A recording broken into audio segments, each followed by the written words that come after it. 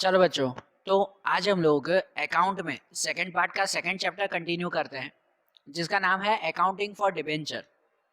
देखो, इस चैप्टर में हमने डिबेंचर के बारे में पूरी इंफॉर्मेशन समझी थी ना, कि डिबेंचर जो है वो कैसे इश्यू करते हैं, उनके रिलेटेड जर्नल एंट्रीज भी हमने समझी थी। कि जैसे डिबेंचर इश्यू करते वक्त 3 स्टेप्स आते हैं, एप्लीकेशन, अलॉटमेंट, कॉल्स, उनकी एंट्री समझी थी। फिर डिबेंचर जैसे इश्यू करते हैं तो कितनी बार जो है वो प्रीमियम पे इश्यू करते हैं, कितनी बार डिस्काउंट पे, कितनी बार कॉल्स इन एरियर्स होते हैं कि किसी ने पैसे न दिए हो, किसी ने एडवांस में दिए हो तो कॉल्स इन एडवांस होता है। ये सभी स्टेप्स हमने समझे थे। आज आज एक नया पॉइंट देखें, जो है रिडिम्पशन ऑफ डिबेंचर। आज का पॉइंट है हमारा Redemption of debenture. Redemption means क्या? तो रिडिम्पशन का मतलब होता है कि अब डिबेंचर को रिटर्न करना, वापस करना हमें। बरोबर। डिबेंचर हमने पहले ही ये समझा था कि डिबेंचर जो है वो हमारे बिजनेस की लायबिलिटी कहलाती है। बरोबर ना, ये नॉन करंट लायबिलिटी है, लॉन्ग टर्म लायबिलिटी है। जब हम शेयर्स होते हैं ना, शेयर्स के बारे में काउंटिंग करते हैं ना, तो शेयर्स हमारा कैपिटल कहलाया। हम मार्केट में शेयर इश्यू करते हैं, लोग हमारे शेयर्स खरीदते हैं, वो हमारा कैपिटल कहलाता है। क्यों? क्योंकि शेयर्स के पैसे रिटर्न करना कंपलसरी नहीं होता। बरोबर ना, शेयर्स के पैसे रिटर्न करना कंपलसरी नहीं होता है। लेकिन डिबेंचर, जब हम मार्केट में डिबेंचर इश्यू करते हैं तो वो हमारी लायबिलिटी कहलाती है। क्योंकि डिबेंचर इश्यू करते वक्त ही जो डिबेंचर होल्डर्स होते हैं उन्हें हम लोग वादा कर देते हैं, ये कह देते हैं कि हाँ भाई इतने टाइम बाद आपके पैसे आपको वापस मिल जाएंगे। बरोबर ना, इसलिए डिबेंचर लायबिलिटी हुई, उसके पैसे वापस करना कंपलसरी है कि नहीं? और डिबेंचर को रिटर्न करना उसे कहते हैं रिडिम्पशन ऑफ डिबेंचर। रिडिम्पशन, बरोबर ना, जब इश्यू करते हैं तो उसे इश्यू कहते हैं ना भाई, इश्यू करना कहते हैं, और रिटर्न करना मतलब उसे कहते हैं रिडिम्पशन, रिडिम्पशन ऑफ डिबेंचर। बरोबर। अगर मेरी कंपनी है और मैंने सबसे पहले डिबेंचर जब इश्यू किए तो लोगों ने मुझे पैसे दिए, मेरे डिबेंचर खरीदे, मतलब मुझे पैसे मिले, तब उसी वक्त कॉन्ट्रैक्ट में लिखा हुआ होता है कि भाई कितने टाइम बाद मैं डिबेंचर के पैसे उनको वापस कर दूंगा। भाई जिसने भी मेरे डिबेंचर खरीदे हैं, मुझे पैसे दिए हैं, तो उनको मैं रिटर्न करूंगा ना। तो कितने टाइम बाद रिटर्न करूंगा ये पहले ही कॉन्ट्रैक्ट में लिखा हुआ होता है। बरोबर, ये चीजें होती है ना क्लियर। तो आज हमें उसी रिडिम्पशन के बारे में समझना है।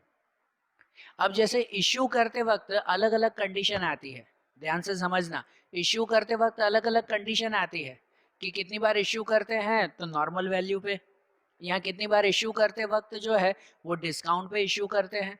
बरोबर ना, 100 रुपए का डिबेंचर 80 रुपए में दे देंगे, डिस्काउंट पे भी देते हैं, होता है ना। यहाँ तो कितनी बार इश्यू करते वक्त प्रीमियम पे भी इश्यू करते हैं ना प्रीमियम पे इश्यू, कि 100 रुपए का डिबेंचर हम लोग 110 में बेच रहे हैं। बरोबर, लोगों से 110 लेंगे 100 की जगह पर, प्रीमियम पे लेंगे हम लोग, ठीक है ना, ऐसा होता है। तो उसी तरह से रिडीम्पशन के वक्त भी ये कंडीशन आती है कि जब रिडीम करना है, रिटर्न करने हैं लोगों के पैसे, तो कैसे रिटर्न करेंगे ये भी पहले ही एग्रीमेंट में लिखा हुआ होता है कि रिटर्न कैसे करना है। कि रिटर्न एट पर का मतलब कहलाता है पूरी वैल्यू पे, मतलब 100 रुपए का डिबेंचर है उसे 100 रुपए में ही रिटर्न कर दें। बरोबर। या फिर रिटर्न करेंगे प्रीमियम पे कि समझो 100 रुपए का डिबेंचर लोगों से मांगे 100 रुपए, लेकिन रिटर्न करेंगे 120 रुपए, प्रीमियम पे रिटर्न करेंगे हम लोग। बरोबर। तो रिटर्न कैसे करना है, मतलब रिडीम कैसे करना है, ये पहले ही कॉन्ट्रैक्ट में मेंशन होता है। और जैसे इश्यूज की एंट्री आती है ना हमारी, जो हमने पहले देखी थी स्टार्टिंग में, जो भी हमने एप्लीकेशंस की एंट्री देखी ना, आगे जितने भी सम्स हुए उसमें एप्लीकेशन, अलॉटमेंट, कॉल्स ऐसे एंट्री करते थे। उसमें जो एप्लीकेशन की एंट्री मतलब समझो वो इश्यू की एंट्री हुई। और अब हमें देखनी है रिडिम्पशन की एंट्रीज। बरोबर ना, रिडिम्पशन की एंट्रीज। रिडिम्पशन करते वक्त या तो पर पे मतलब पूरी वैल्यू पे रिडीम होगा, या तो प्रीमियम पे रिडीम होगा, डिस्काउंट पे रिडीम नहीं होता है। मतलब ऐसा नहीं कि लोगों से मैं 100 रुपए दूं और फिर उनको डिस्काउंट पे 90 रुपए वापस करूं, ऐसा होगा? हाँ, रिडिम्पशन डिस्काउंट पे होगा? नहीं होगा। अगर रिडिम्पशन डिस्काउंट पे होगा तो लोग हमारे डिबेंचर खरीदेंगे ही नहीं। बरोबर ना, कि अगर मैं लोगों को ये कहूँ कि भाई आप लोग जो है वो मुझे डिबेंचर के पैसे दो, सब 100 100 रुपए लाओ, लेकिन पहले ही मैं कॉन्ट्रैक्ट में बोल देता हूँ कि रिटर्न में डिस्काउंट पे करूंगा, मतलब रिटर्न में 80 रुपए ही दूंगा सबको, तो कोई देगा मुझे? किसी के पास एक्स्ट्रा है जो ऐसे ही फ्री में मुझे दे देगा कि वो मुझे 100 रुपए देंगे और मैं उसे 80 रुपए वापस करूं? तो कोई मेरे डिबेंचर खरीदेंगे ही नहीं। मतलब रिडीम जो होता है ना, वो या तो एट पर पूरी वैल्यू पे होता है, समझो 100 रुपए हुए और 100 पे वापस, बरोबर ना, या तो प्रीमियम पे होता है रिडीम, या तो प्रीमियम पे मतलब कि भाई एक्स्ट्रा पे, समझो 100 रुपए लोगों से लेकर 110 दे सकता हूँ, ज्यादा दे सकता हूँ, कम नहीं दे सकता, ठीक है। तो उनके रिलेटेड अब हमें कुछ सम्स करने हैं, उनके रिलेटेड एंट्रीज करनी है। सबसे पहले आज हमारा टॉपिक देखेंगे कि चलो इश्यू कैसे भी किया हो लेकिन रिडीम एट पर पूरी वैल्यू पे, बरोबर ना, रिडीम एट पर पूरी वैल्यू पे ही रिडीम मतलब रिटर्न करना हो, तो उनके रिलेटेड कुछ एंट्रीज आती है, कुछ रूल्स आते हैं, जो रूल्स मैंने यहाँ लिखे हैं कि या तो एक कंडीशन ऐसे होती है कि issued at par and redeem at पर, बरोबर, ऐसी कंडीशन आती है issued at par and redeem at पर। इसका मतलब एट पर मतलब पूरी वैल्यू, कि समझो इश्यू भी 100 रुपए पे किया और रिडीम भी 100 रुपए पे, मतलब लोगों से लिए भी 100 रुपए और रिटर्न भी 100 रुपए ही दिए हमने, बरोबर। तो वो अगर कंडीशन आती हो तो उसके लिए ये एंट्री करते हैं, बरोबर ना। अगर ऐसी कंडीशन हो तो ये एंट्री करते हैं। यहाँ मैंने रूल्स लिखे हैं, आप ये रूल्स अच्छी तरह से लिखना, फिर नंबर तो इसमें चेंज होते रहेंगे, अमाउंट तो कोई भी हो ना, एंट्रीज यही होगी फिर जर्नल एंट्रीज, कि जैसे अगर इश्यू डेट पर एंड रिडीम एट पर, इश्यू भी पूरे 100 रुपए पे, रिटर्न भी पूरे 100 रुपए पे, तो उसके लिए ये एंट्री है। ये पहली एंट्री इश्यू के लिए और दूसरी एंट्री रिडीम के लिए। तो पहली एंट्री इश्यू के लिए ये एंट्री करेंगे कि जैसे वो एप्लीकेशन में एंट्री करते थे ना, पहले एप्लीकेशन के रुपए मिले, means bank account debit to 10% debenture application account, बराबर ना, एप्लीकेशन के मिले रुपए और उसके बाद रिटर्न तो इसमें कुछ करना नहीं है फिलहाल, तो वो उसे कैपिटल में ले जाते हैं। दूसरी entry 10% debenture application account debit to 10% debenture account, बराबर ना, ये इश्यू की एंट्री, याद ही रख लेना, नंबर कोई भी हो फिर एंट्रीज यही होगी। और उसको जब रिटर्न करेंगे ना, रिटर्न करेंगे तो रिटर्न भी एट पर पूरी वैल्यू पे ही करना है। तो रिटर्न करने के लिए एंट्री करेंगे 10% debenture account debit to debenture holder account. यहाँ 10% डिबेंचर, जितनी भी वैल्यू रिटर्न करनी हो हमें, 10% debenture account debit to debenture holder account, और दूसरा ये डिबेंचर होल्डर को फिर डेबिट में लिख देंगे, debenture holder account debit to bank account. Bank account credit में मतलब हमारे पैसे गए, हमने पैसे चुका दिए, बराबर। तो रिडीम एट पर हो ना, तो उसके लिए यही एंट्री करते हैं फिक्स, बराबर। या फिर दूसरी सिचुएशन ऐसे आती है कि issued at discount and redeem at par, बराबर। ये क्या था, issued at par and redeem at par, ये कंडीशन, बराबर ना, कि भाई समझो इश्यू भी किया 100 रुपए पे, रिटर्न भी किया 100 रुपए में, बराबर। यहाँ दूसरी कंडीशन आती है issue at discount and redeem at par, कि अगर डिस्काउंट पे इश्यू किया हो, मतलब लोगों से लिए मैंने 80 रुपए, इश्यू किया मतलब लोगों से पैसे लेना, लोगों से लिए 80 रुपए डिस्काउंट पे और वापस दिए एट पर पूरे 100 रुपए, बरोबर। ये भी तो कंडीशन हो सकती है ना कि लोगों से लिए 80 रुपए के हिसाब से लेकिन रिटर्न कर रहा हूं मैं 100 रुपए के हिसाब से, तो लोगों को भी फायदा हो उसके लिए, बरोबर। तो उसकी ये एंट्री आती है इश्यूड एट डिस्काउंट, उसके लिए ये एंट्री, और रिडीम एट पर उसमें तो वही सेम एंट्री आएगी फिर। तो इश्यूड एट डिस्काउंट, डिस्काउंट पे इश्यू करता है ना, तो इसके लिए भी पहले आ चुके हैं इनके सम्स, जब एप्लीकेशन की एंट्री करते हैं हम लोग, कि पहले पैसे मिलना bank account debit to 10% debenture application account, बराबर। ये एप्लीकेशन के पैसे मिले फिर उसको कैपिटल में ट्रांसफर करते हैं ना, तो वो डिस्काउंट पे लिखेंगे, वो डिस्काउंट पे लिखेंगे कि 10% debenture application account debit, discount on debenture account debit, क्योंकि इश्यू किया है डिस्काउंट पे, बराबर ना। इश्यू तो डिस्काउंट पे कर सकते हैं, रिटर्न डिस्काउंट पे नहीं दे सकते, बराबर। रिटर्न नहीं दे सकते डिस्काउंट पे, ये ध्यान रखना। रिटर्न तो पूरे ही करने, ऐसा भी नहीं कर सकते कि लोगों से 80 रुपए लिए और 80 रुपए ही वापस करूं डिस्काउंट पे, नहीं। डिबेंचर का रिटर्न कभी भी डिस्काउंट पे होता नहीं है, बराबर ना, पूरी वैल्यू पे होता है या तो उससे ज्यादा पे होता है। तो डिस्काउंट पे इश्यू करते वक्त दूसरी एंट्री ये 10% debenture application account debit, discount on debenture, discount हमारा एक्सपेंस है, नुकसान हुआ ना, लोगों से 100 लेने थे, 80 रुपए लिए तो 20 रुपए कम लिए, नुकसान हुआ हमारा, तो इसलिए वो डेबिट में। Discount on debenture account debit to 10% debenture account, बराबर।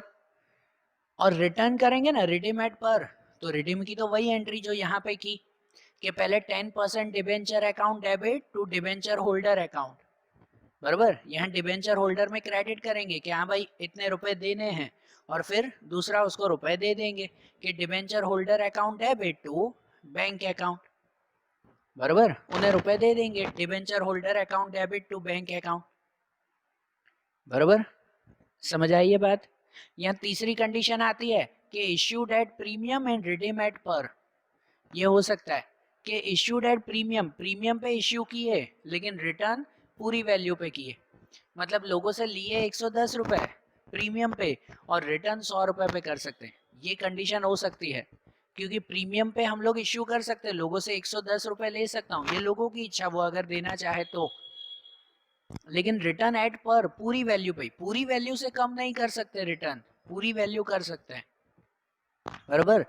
तो इस पे अगर हो ना तो इश्यूड एट प्रीमियम, उसके लिए एंट्री तो वो जो सिक्योरिटी प्रीमियम की आप लोग पहले भी एंट्री करते थे ना आगे के सम्स में, वैसे ही एंट्री करेंगे कि उसमें आएगा bank account debit to 10% debenture application account. पहले तो पैसे मिलना हमें, और फिर उसे जब कैपिटल में ट्रांसफर करते हैं तो उसके साथ प्रीमियम लिखेंगे कि 10% debenture application account debit to 10% debenture account to security premium reserve account.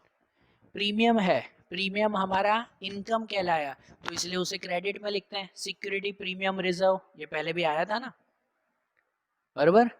तो इश्यूड एट प्रीमियम और रिडीम एट पर पूरी वैल्यू पे रिटर्न करना है, तो उसके लिए तो वही एंट्री लिखते हैं, बराबर, जो बाकी दोनों में लिखी। रिटर्न एट पर तो वही लिखेंगे कि 10% debenture account debit to debenture holder account. पहले डिबेंचर होल्डर के नाम पे लिखेंगे कितने देने हैं वो, और फिर उसको दे देंगे debenture holder account debit to bank account, bank account credit में क्या हमारे गए पैसे, बराबर। ये कंडीशन आती है ना।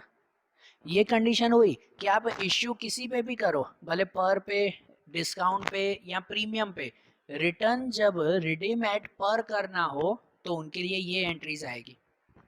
ये रूल्स, तीनों रूल्स अच्छी तरह से देख लेना, अच्छी तरह से लिख लेना और याद कर लेना। फिर अमाउंट कोई भी हो, अमाउंट कोई भी हो, एंट्रीज तो यही रहेगी, खाली अमाउंट चेंज हो सकती है इनमें, बराबर। इनके रिलेटेड अगर सम देखना हो ना तो आपकी टेक्स्ट बुक देखो, टेक्स्ट बुक में एक्सरसाइज में question number 15, text book exercise question number 15, वो क्वेश्चन नंबर 15 में ऐसी एंट्रीज ही है, एक्चुअली यही तीनों कंडीशन है कि रिडीम एट पर करना है, तो उनके रिलेटेड ही यहाँ पर देखें कि देखो जैसे क्वेश्चन 15 में लिखा हुआ है कि right the journal entries for the issue of debenture from the following transactions, without narration, narration नहीं लिखना है। तो जैसे पहली कंडीशन दी गई है उसमें है issued 8,500 9.5% debenture of 100 each at per and redeemable also at per। अब इसमें दिया हुआ है ना कि issued at per and redeemable also at per, तो ये कंडीशन हुई ना, issued at per and redeem at per। ये कंडीशन मतलब पहले वाले क्वेश्चन में, क्वेश्चन 15 के फर्स्ट वाले क्वेश्चन में ये चार एंट्रीज करेंगे, ऐसे करेंगे ना कि पहले इश्यू की एंट्री करते हैं। इसमें दिया हुआ है 8,500 डिबेंचर्स हैं 100 रुपए के हिसाब से, बराबर। 8,500 डिबेंचर 100 रुपए के हिसाब से हैं, तो उसमें सबसे पहली एंट्री अगर करें तो उसमें पहली एंट्री इश्यू की एंट्री, इश्यू की ये दो एंट्री, रिडीम की ये दो एंट्री। तो इश्यू की एंट्री के वक्त पहले इश्यू जब हम करेंगे, मतलब कि भाई जब डिबेंचर बाहर मार्केट में इश्यू करेंगे तो लोग हमें पैसे देंगे ना, बराबर ना, पहले पैसे देंगे लोग तो हमें पैसे मिले बैंक अकाउंट डेबिट में, तो bank account debit to 10% debenture application account, application के वक्त ही ये पैसे मिलते हैं। Bank account debit to 10, actually यहाँ पे 10% नहीं, ये तो मैंने रूल्स के हिसाब से लिखवाया कि यहाँ परसेंटेज में जितने परसेंटेज हो उतने लिखेंगे ना। जैसे क्वेश्चन 15 में पहले में दिया हुआ 9.5% डिबेंचर, तो यहाँ 10% नहीं, जितने परसेंटेज हो उसके हिसाब से लिखेंगे कि 9.5% डिबेंचर एप्लीकेशन अकाउंट। बराबर, ये तो हमने आगे भी देखा था ना, यहाँ जितने परसेंटेज हो वो लिखेंगे। मीन्स पहली entry bank account debit to 9.5% debenture application account, कितने मिलेंगे? तो 8,500 डिबेंचर 100 रुपए के हिसाब से, तो 8,500 डिबेंचर 100 रुपए के हिसाब से मतलब 8,50,000 रुपीज मिलेंगे, बराबर ना। 8,50,000 रुपीज इतने मिले, क्रेडिट में भी उतना ही लिखेंगे ना, 8,50,000, बराबर। देखो एंट्री वही रहेगी, अमाउंट चेंज हो सकती है आपके सिचुएशन वाइज, बस सम वाइज अमाउंट चेंज होगी, एंट्री वही। पहले हमें एप्लीकेशन के पैसे मिले, डिबेंचर के पैसे मिले, दूसरी एंट्री उसे कैपिटल में ट्रांसफर करेंगे, मतलब डिबेंचर अकाउंट में उसे ट्रांसफर करेंगे, तो ट्रांसफर भी उतना ही करना है ना, एट पर पूरी वैल्यू ही है तो उतना ही ट्रांसफर करेंगे। 8,50,000 जो मिले उसे कैपिटल में ट्रांसफर, बराबर। और ये हुई इश्यू की एंट्री। अब आती है रिडीम की एंट्री 2 कि रिडीमेबल एट पर, रिडीम भी पर पे मतलब पूरे पे ही करना है, 100 रुपए पे ही, तो 8,500 डिबेंचर 100 रुपए के हिसाब से मतलब वही हुई ना अमाउंट, 8,50,000 रुपए, उतने पे ही करना है। तो अगर रिडीम करते वक्त पहली एंट्री करते हैं 10% debenture account debit to debenture holder account, पहले नक्की करते हैं देना कितना है, तो इतना ही देना है, 8,50,000 रुपीज, इतना देना है ना, 8,50,000 रुपीज। और दूसरी एंट्री उनको दे देंगे मतलब कि debenture holder account debit to bank account, bank account credit में हमने उनको दे दिए, कितने दिए? एट पर पूरी वैल्यू ही देंगे, 8,50,000 रुपीज, बराबर। ये पूरी वैल्यू उनको दे दी, समझ आया ना। ये पहले इश्यू किया मतलब इतने पैसे मिले और ये उनको रिटर्न कर दिया हमने, ठीक है।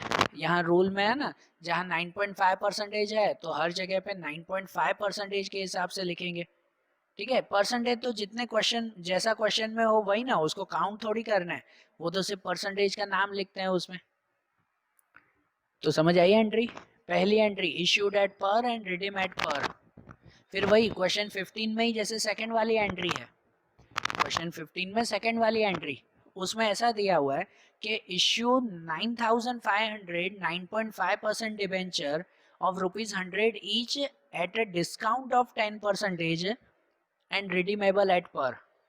अब यहाँ पे ऐसा है कि issued at discount 10% and redeemable at par, ये कंडीशन के issued at discount and redeem at par, ये कंडीशन की एंट्री होगी, बराबर। इसलिए मैंने बताया ना एंट्रीज वही होगी, अमाउंट जो चाहे वो जैसे सम में हो, ठीक है, ये एंट्रीज याद रखना। तो अब जैसे इश्यूड एट डिस्काउंट, तो डिस्काउंट पे इश्यू करो तो ये एंट्री करते हैं, पहली entry bank account debit to 10% debenture application account, bank account debit to 10% debenture application, पहली एंट्री तो ऑलमोस्ट सब में सेम ही आती है कि पहले एप्लीकेशन के पैसे मिले, डिबेंचर के पैसे मिले, वो तो कितने मिले?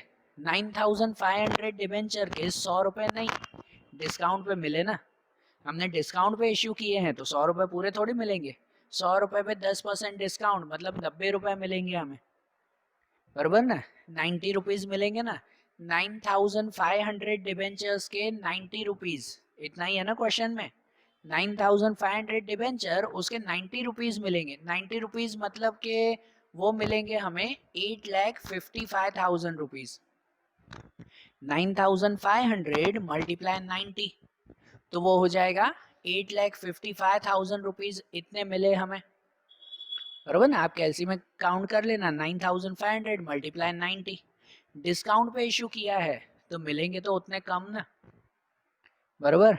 और फिर उसको कैपिटल में ट्रांसफर करते हैं, वो डिस्काउंट वाली एंट्री कि जिसमें 10% डिबेंचर एप्लीकेशन अकाउंट डेबिट, कि जिसमें एप्लीकेशन के कितने मिले वो लिखते हैं, तो मिले तो उतने ही 8,55,000 रुपीज, इतने मिले हमें।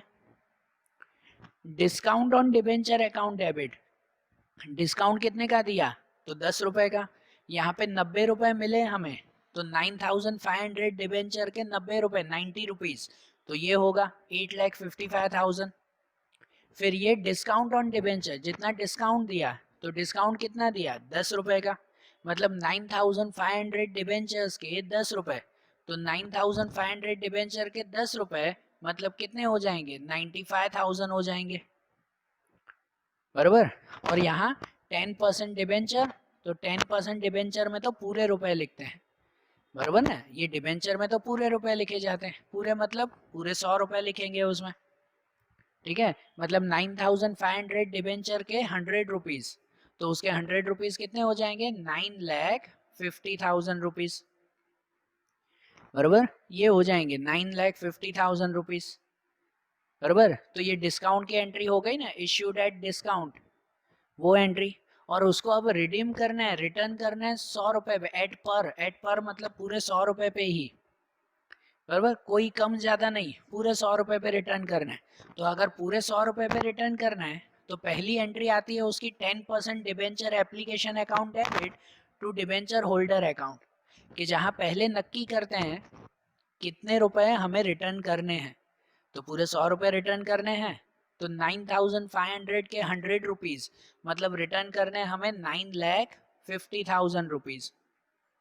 कितने रिटर्न करना है, 9,50,000 रुपीज, ये रिटर्न करना है हमें, बराबर। और दूसरी entry debenture holder account debit to bank account, उतने हम लोग उसे दे देंगे, डिबेंचर होल्डर्स को दे देंगे ना उतने, बैंक अकाउंट क्रेडिट में कितने देंगे, वही पूरे 9,50,000 रुपीज जो नक्की की है यहाँ पर, वो यहाँ पे दे देंगे।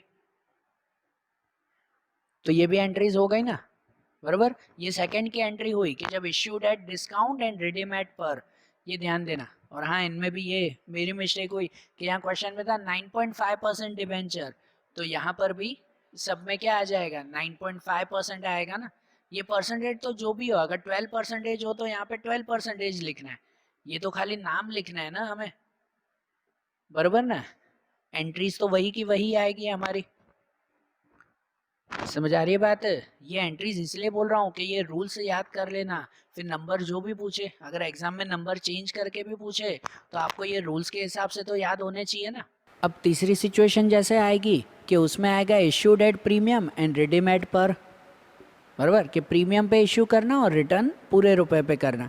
कि जैसे क्वेश्चन 15 में थर्ड वाला दिया हुआ है, उसमें लिखा हुआ है कि issued 8,000 10% debenture of ₹200 each at a premium of 10% and redeemable at par, कि यहाँ पर 8,000 डिबेंचर, 200 रुपये के डिबेंचर 10% प्रीमियम मतलब 220 रुपये में बेचा हमने, दिए 220 में, बराबर, मतलब लोगों से पैसे लिए 220 के हिसाब से और रिटर्न किए पूरे 200 के हिसाब से, बराबर। तो उनकी एंट्री करें ना, सबसे पहले इश्यू की एंट्री, इश्यूड एट प्रीमियम, कि जिसमें पहली एंट्री आएगी bank account debit to 10% debenture application account, पहली तो वही एंट्री कि एप्लीकेशन के पैसे मिले, मीन्स डिबेंचर के पैसे मिले, तो कितने मिले, 8,000 डिबेंचर के 200 रुपये नहीं, 220 रुपये मिले हमें, बराबर ना, 220 रुपये प्रीमियम के साथ मिले ना हमें। तो यहाँ बैंक अकाउंट में कितना लिखना होगा कि 8,000 डिबेंचर के 220 रुपीज़ मतलब वो हो जाते हैं 17,60,000 रुपीज़। कितने हो जाएंगे, 17,60,000, 8,000 मल्टीप्लाइड 220, वो करेंगे ना हम लोग। और दूसरा उसको कैपिटल में ट्रांसफ़र करते हैं कि जहाँ प्रीमियम की एंट्री करेंगे 10% debenture application account debit to 10% debenture account to security premium reserve account, बराबर।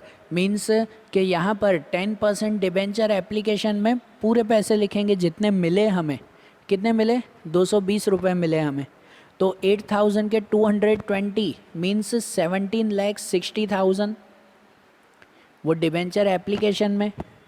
और क्रेडिट में टू 10% डिबेंचर अकाउंट, 10% डिबेंचर में लिखेंगे जितने रुपए का डिबेंचर है, कितने का है, 200 रुपये का डिबेंचर है, मतलब 8,000 के 200 रुपीज़, तो 8,000 के 200 वो कितने हो जाएंगे, 16 लाख रुपीज़ हो जाएगा, बराबर।